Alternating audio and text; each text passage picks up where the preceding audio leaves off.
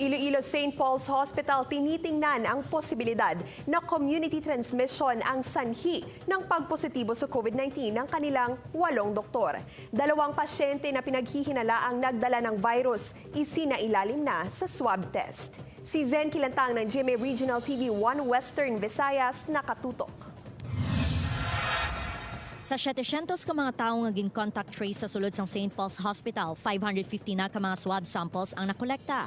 Kaginahulat na lang ang resulta sang ila RT-PCR test. Suno kay Dr. Ella May de Vinegracia, chairman sang Infection Prevention and Control Committee, ginapadalman pa nila kung paano nalatnan ang 8 ka mga doktor nga lunsay mga asymptomatic. Gani ginalantaw sang ospital nga dako ang posibilidad nga may community transmission. Sa karon 2 ka mga pasyente ang ila nasospetsahan. Una, ang pasyente nga halin sa Capiz nga na-diagnose nga may chronic hepatitis. Gin-rapid test ini kag nagpositibo sa IgM. Ikaduha, ang pasyente nga ginoperahan kag nakadevelop sang komplikasyon. Ang duha ang ginpaidalom na sa swab test. So if this turned out to be negative, which I said nga within a day or two, so makahambal kita nga there's a possibility of community transmission. So base sa sagwa ni sila ang na-infect, and then of course kaya araman sila sa hospital, maskin asymptomatic sila, pwede gyapon sila ka-spread sang virus.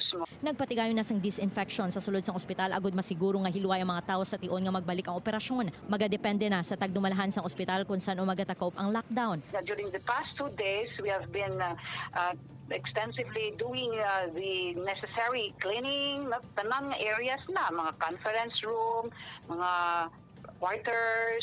Nagpasalig naman ang ospital nga wala sang breach of protocol nga ginhimo ang mga doktor nga nagpositibo sa COVID-19. Nagsumite na ang mga inisang diary nga may listahan kung sino ang ilang mga naka-close contact, magluwas sa staff sang ospital. Suno sa SPH, ang mga may direct exposure lang sa mga nagpositibo ang kinahanglan nga magpa-quarantine kag magpa-swab test. Ang iban nga wala sang simptomas ang kinahanglan mag-self-monitoring na lang. Samtang ginlockdown naman kahapon ang Pedro Hindap Municipal Hospital sa Barbaza, Antique matapos nga nagpositibo ang ila isa ka doktor kag nagpatigayon naman ang LGU sang contact tracing. The hospital recall all the staff, including the 4 doctors kasama plus yung 8 na pasyente who are now in the hospital. Upod kay Marvin Lauderes, Zen Kilantang, 1 Western Visayas.